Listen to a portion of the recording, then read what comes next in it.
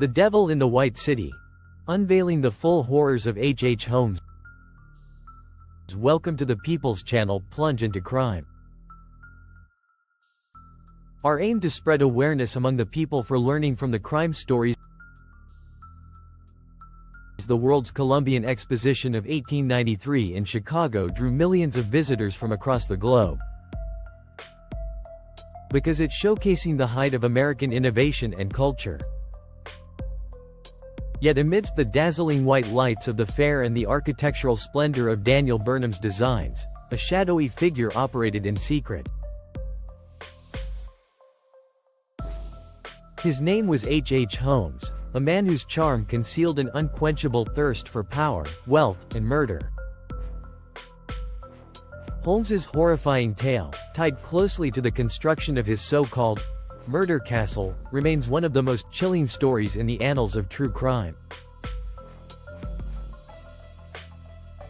Herman Webster Mudgett. The making of a monster. H. Holmes was born Herman Webster Mudgett on May 16, 1861, in Gilmanton, New Hampshire. Raised in a strict Methodist household, young Herman experienced a harsh upbringing. His father, Levi Mudgett, was known for his authoritarian demeanor, often disciplining his children with severity. The rigid environment fueled Herman's early interest in control and manipulation. While his childhood might seem ordinary on the surface, stories from neighbors and acquaintances hinted at a darker side to Herman. Tales circulated of his experiments on animals and his disturbing fascination with anatomy. This interest deepened when, at the age of 16, he began studying under Dr. Nahum White, a local physician. There, he first encountered corpses, an experience that would profoundly shape his morbid tendencies. Herman excelled academically, earning a scholarship to the University of Vermont and later transferring to the University of Michigan Medical School. It was during his medical training that his criminality began to surface. Herman devised schemes involving cadavers from the medical school, using the bodies to stage fraudulent life insurance claims. While these activities were largely unnoticed, they were a prelude to the far more sinister crimes he would commit. The move to Chicago. Reinventing himself as H. Holmes. After brief stints in various cities, Herman settled in Chicago in 1886. There, he adopted the name Henry Howard Holmes and introduced himself as a successful doctor and pharmacist. Holmes secured employment at a local pharmacy owned by Dr. Holton and his wife. Shortly thereafter, Dr. Holton mysteriously disappeared. Holmes claimed Dr. Holton had sold him the business, though no records of such a transaction existed. Mrs. Holton also vanished without explanation, fueling speculation that Holmes had murdered them both to take over the pharmacy. Chicago, a bustling city on the brink of hosting the 1893 World's Columbian Exposition, offered Holmes the perfect setting for his ambitions. Recognizing the city's growth and the influx of visitors the fair would bring, Holmes purchased an empty lot in Englewood, at 63rd Street and Wallace Avenue. This would become the site of his macabre masterpiece. The Murder Castle. A monument to evil. Holmes's construction of the Murder Castle is as chilling as the crimes committed within its walls. The three-story building was ostensibly designed as a hotel, with retail spaces on the ground floor and residential apartments above. However, the true purpose of the structure was far more sinister. Holmes hired multiple contractors to work on the building, often firing them midway through the job to prevent anyone from fully understanding the layout. The result was a labyrinthine nightmare of trapdoors, hidden passageways, staircases that led nowhere, and rooms equipped with gas lines for asphyxiation. The basement was even more horrifying, containing acid vats, quicklime pits, and a crematorium for disposing of bodies. Witnesses later described how Holmes would gleefully lead contractors into fake agreements, only to default on payments. By the time the building was completed in 1892, it was an architectural manifestation of Holmes's twisted psyche. A place built not for comfort or commerce but for entrapment and death. Luring his victims. The charm of a killer. The 1893 World's Fair brought a surge of visitors to Chicago, many of whom were young, single women seeking opportunities in the big city. Holmes, with his suave demeanor and charming smile, was the perfect predator. He advertised his hotel as a safe haven for travelers and offered employment opportunities to young women. Holmes's methods of manipulation were disturbingly effective. He often posed as a caring employer or a potential suitor, preying on the hopes and vulnerabilities of his victims. Once they entered his domain, they were at his mercy. Holmes would trap them in airtight rooms where they suffocated or lead them to chambers designed to disorient and disable them. Some victims were tortured, while others were killed quickly. Holmes's crimes were not limited to strangers. He was equally ruthless with those who trusted him the most. Julia and Pearl Connor, for example, were tenants in the building. Julia, who became Holmes's mistress, disappeared along with her daughter, Pearl, after Holmes demanded Julia terminate her pregnancy.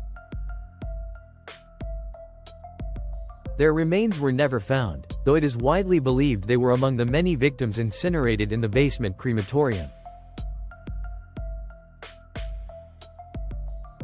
Benjamin Pitzel and the beginning of the end. Holmes's partnership with Benjamin Pitzel, a carpenter and conman, marked both the peak of his criminal activities and the start of his downfall. Pitzel, who helped Holmes with his fraudulent schemes, became a pawn in Holmes's ultimate betrayal. In 1894, Holmes devised a plan to stage Pitzel's death and collect a $10,000 life insurance payout. Instead of faking the death, Holmes killed Pitzel by knocking him unconscious and setting him on fire. To cover his tracks, Holmes kidnapped Pitzel's children, Alice, Nellie, and Howard, and transported them across state lines. Tragically, all three children were murdered, their bodies discovered in shallow graves. The capture of H. Holmes's intricate web of deception unraveled when Detective Frank Geyer began investigating the disappearance of the Pitzel children. Geyer's relentless pursuit led to the discovery of their remains in Toronto and Indianapolis, providing irrefutable evidence of Holmes's crimes. Meanwhile, Holmes was arrested in Boston on charges of insurance fraud. What initially seemed like a financial scam quickly spiraled into a full-blown murder investigation as police uncovered the horrors of the murder castle. Inside the building, authorities found evidence of Holmes's gruesome activities: bloodstains, dismembered body parts, and torture devices. Confessions, trial, and execution. In custody, Holmes provided a sensational confession, admitting to 27 murders. However, investigators doubted the veracity of many of his claims, suspecting that Holmes inflated his victim count to heighten his notoriety. The true number of his victims is still debated, with estimates ranging from 20 to over 200. Holmes was tried and convicted for the murder of Benjamin Pitezel. On May 7, 1896, he was executed by hanging at Moyamensing Prison in Philadelphia. Even in death, Holmes maintained an air of theatrics, claiming he was innocent and writing a bizarre autobiography filled with contradictions. The aftermath. Myth and legacy. The murder castle was eventually destroyed in a fire, though rumors persisted that it was intentionally set to erase evidence of Holmes's crimes. Today, the site is home to a U.S. post office, and no visible remnants of the castle remain. Holmes's story has been immortalized in popular culture, most notably in Erik Larson's book, The Devil in the White City. His combination of charm, intelligence, and unrelenting cruelty has made him a symbol of the dark side of human nature, a chilling reminder of how easily evil can hide in plain sight. What we learn from the story of H. Holmes. The chilling tale of H. Holmes, often referred to as America's first known serial killer, serves as more than just a horrifying recount of human depravity. It offers several critical lessons about human psychology, societal vulnerabilities, and the enduring importance of justice and vigilance. The danger of superficial charm. Holmes's ability to manipulate and deceive those around him stemmed largely from his charm and charisma. He presented himself as a well-mannered, educated, and trustworthy individual, traits that made it easy for others to trust him. This highlights the danger of superficial appearances and underscores the need to look deeper into someone's character, especially when placing trust in them.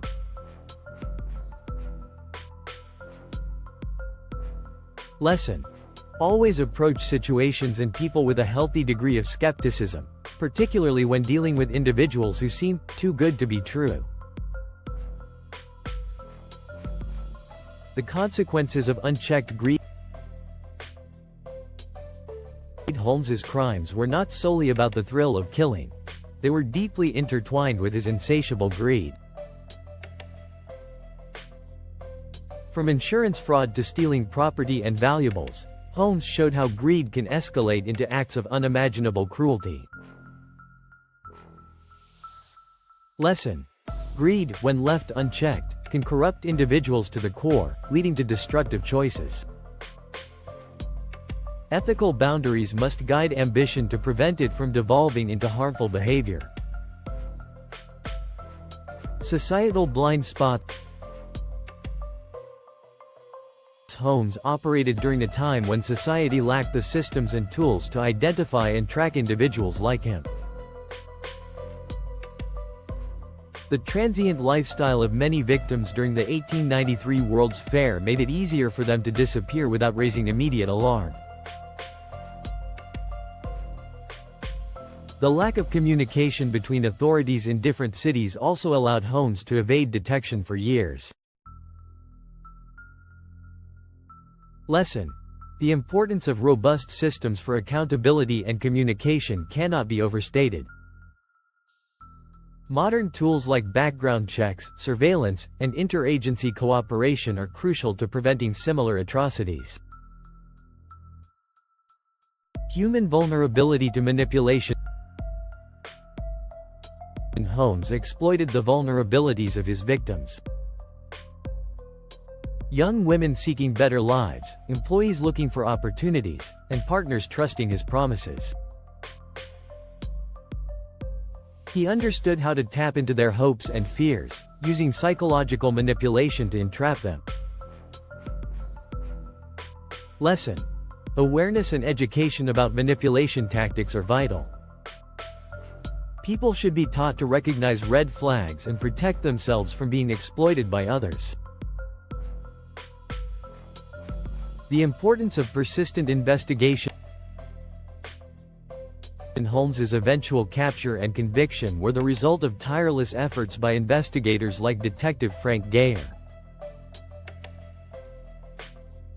Despite the lack of advanced forensic tools at the time, Geyer's persistence and attention to detail uncovered Holmes's horrifying deeds.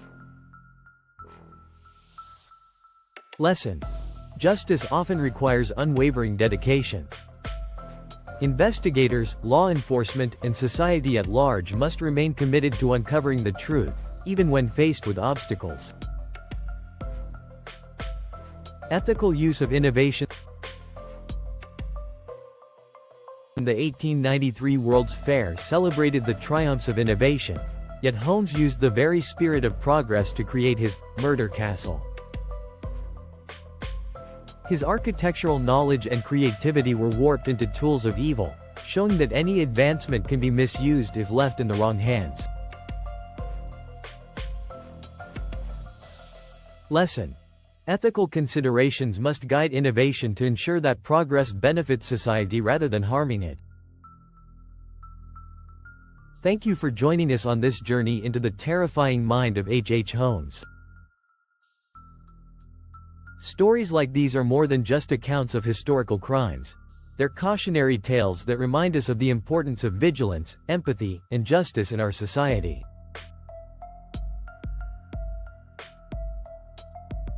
If you enjoyed this deep dive into true crime history and want more detailed, well-researched stories like this, make sure to right finger like this video if you found it engaging.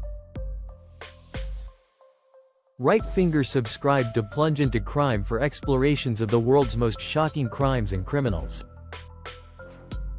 Right finger hit the notification bell so you don't miss any updates. We want to hear from you.